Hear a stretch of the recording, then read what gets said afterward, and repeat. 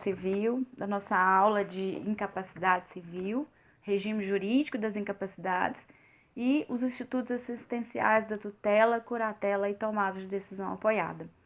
Então, nisso tudo, no primeiro bloco, a gente viu o que é a personalidade, conceito de personalidade jurídica, de direitos da personalidade, e com isso eu quero fazer uma recapitulação para a gente poder entrar onde foi a alteração da lei. Então, veja bem, o que é personalidade? Ela tem duas acepções, só lembrando, ela se divide em direitos da personalidade e personalidade jurídica ou civil. E os direitos da personalidade, eles começam com a concepção. Então, todos os nascituros, eles já têm os direitos da personalidade. A personalidade jurídica, por sua vez, ela já inicia com o quê? Com o nascimento com vida. Nascimento com vida é aquele nascimento em que o bebê respira, ali ele já adquiriu, já é apto a exercer direitos e obrigações na órbita civil. Então, ele passa a ser titular de direitos e obrigações a partir do momento do nascimento com vida. Essa é a chamada personalidade jurídica. Então, ela se confunde, ela é sinônimo, portanto, de capacidade de direito, que também é obtida com o nascimento com vida. Então, veja bem, fazendo essa lembrança aí do que a gente viu no bloco anterior, nós falamos também sobre a questão da emancipação, e agora a gente passa a ver quais foram as alterações no regime jurídico das incapacidades pelo Estatuto da Pessoa com Deficiência. Esse Estatuto da Pessoa com Deficiência, ele é uma lei que, na verdade, ele tem status de Constituição. E por quê? Porque ele foi aprovado por um tratado internacional exatamente para conferir às pessoas com deficiência uma ideologia, uma não discriminação. Essas pessoas, elas, dotadas de algum tipo de deficiência, seja ela física, mental, sensorial, intelectual, elas foram relegadas à condição de plenamente capaz pelo Estatuto da Pessoa com Deficiência, desde que ele entrou em vigor. Então, ele entrou em vigor em janeiro de 2016, quando alterou substancialmente o Código Civil nesse regime jurídico das incapacidades, passando a, portanto, ter plena capacidade civil plena. Então, um exemplo muito comum é das pessoas portadoras de síndrome de Down. Elas são hoje consideradas como plenamente capazes, ou seja, capazes de exercer por si só e sozinhas os atos da vida civil, independentemente de assistência ou de representação. Obviamente que desde que atingida a maioridade. Então, não importa o tipo de deficiência, se é física, sensorial, intelectual, todas elas conferem à pessoa a plena capacidade da vida civil, dos atos da vida civil. Então, veja bem, o que o EPD fez? Ele retirou do Código Civil, ele suprimiu, revogou os artigos que tratavam da questão da deficiência mental, daqueles que não tinham discernimento mental, ou reduzido ou suprimido. Eles eram considerados ou absoluta ou relativamente incapazes. Hoje isso não existe mais. Então, portanto, lembrando que as pessoas com deficiência, qualquer tipo de deficiência, elas são consideradas plenamente capazes. Então, o que vai acontecer? A depender do grau ou da gravidade desse tipo de deficiência, ela vai precisar ou ser interditada excepcionalmente, ou ela vai se valer do novo instituto, também criado pelo Estatuto, que é a tomada de decisão apoiada. Então, isso vai depender. A princípio, a pessoa com deficiência, ela é plenamente capaz. A depender do grau da sua deficiência e da sua necessidade, ela vai se valer do Instituto da Tomada da Decisão Apoiada ou, excepcionalmente, em casos extremos, como, por exemplo, um coma, a pessoa vai ter que ser interditada. Então, veja bem, hoje em dia, a pessoa com deficiência, ela pode se enquadrar em relação ao regime jurídico das incapacidades em 3 situações, que é o que eu vou projetar aqui na tela para vocês. Veja bem, a pessoa com deficiência, ela pode se enquadrar em 3 categorias de incapacidade. Ou ela é plenamente capaz, ou ela é relativamente incapaz, mas submetida à curatela, ou ela é também plenamente capaz, mas submetida à tomada de decisão apoiada. Então, veja bem que a pessoa com deficiência, ela pode se enquadrar nas 3 situações. Em regra, ela é plenamente capaz. A depender da sua necessidade, a depender do tipo da sua deficiência, ela pode ser interditada e, portanto, se tornar uma pessoa não é absolutamente capaz. Cuidado, ela vai se tornar relativamente incapaz.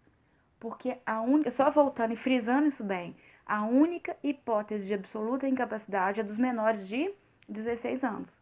Então, uma pessoa que tenha algum tipo de deficiência, que venha a ser interditada, e a ela ser nomeado um curador, portanto, ela não vai voltar a ser absolutamente incapaz como ocorria antes do estatuto. Ela vai ser uma pessoa relativamente incapaz. E aí, veja bem, eu quero até projetar para vocês o artigo 4º, para mostrar onde que a pessoa com deficiência ela pode se enquadrar a depender da necessidade dela. Então, eu quero projetar aqui com vocês. Vou colocar aqui na tela.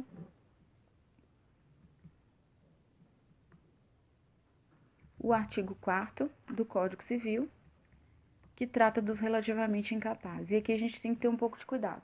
Porque, veja bem, são relativamente incapazes a certos atos ou a maneira de os exercer. Esse inciso 1, os maiores de 16 e menores de 18 anos, não se aplicam à questão do EPD. Por quê?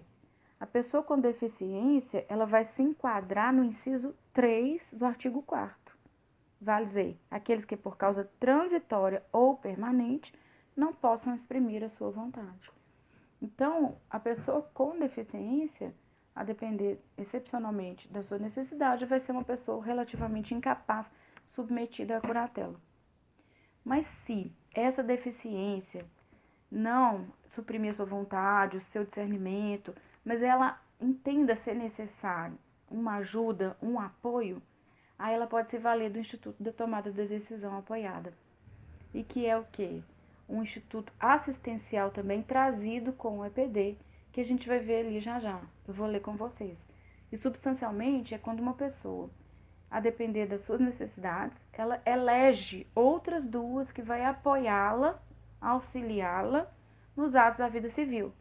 O que não significa dizer que ela vai perder a sua capacidade, ela vai continuar plenamente capaz, mas ajudada, auxiliada aí pelo Estatuto da Pessoa com Deficiência, que trouxe o Instituto da Tomada de Decisão apoiada. Então, só relembrando, em regra geral, a pessoa com deficiência, ela é plenamente capaz.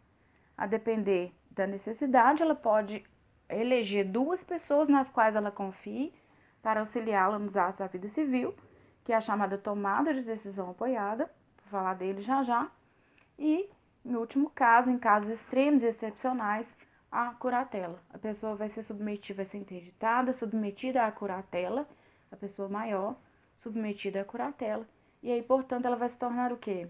Relativamente incapaz, que por causa transitória ou permanente, ela não possa exprimir a sua vontade.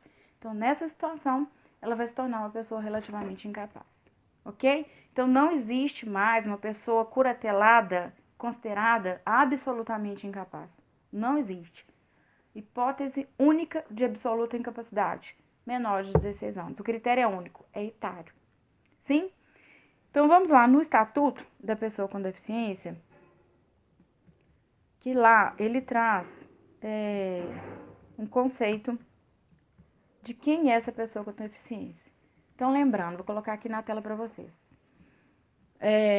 Artigo 2º, lá da Lei 13.146, considera-se pessoa com deficiência aquela que tem um impedimento de longo prazo de natureza física, mental, intelectual ou sensorial, o qual, em interação com uma ou mais barreiras, pode obstruir a sua participação plena e efetiva na sociedade em igualdade de condições com as demais pessoas. Então, esse é o conceito legal de pessoa com deficiência. E voltando aqui para a tela, o artigo 6º, que eu destaquei, do Estatuto, ele determina que a deficiência não afeta a plena capacidade civil da pessoa, inclusive para casar, constituir união estável, exercer direitos sexuais e reprodutivos, exercer o direito de decidir sobre o número de filhos, de ter acesso às informações adequadas sobre reprodução, planejamento familiar, conservar sua fertilidade, sendo vedada a esterilização compulsória, exercer o direito à família, convivência familiar, a guarda, a tutela, a curatela, inclusive a adoção, como adotante ou adotando, em igualdades de oportunidades com as demais pessoas.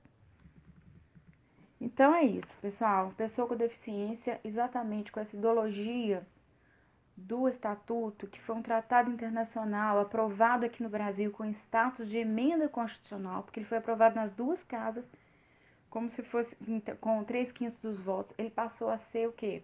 Uma lei com status constitucional, com status de emenda constitucional. Então, e daí a importância, a ideologia dele.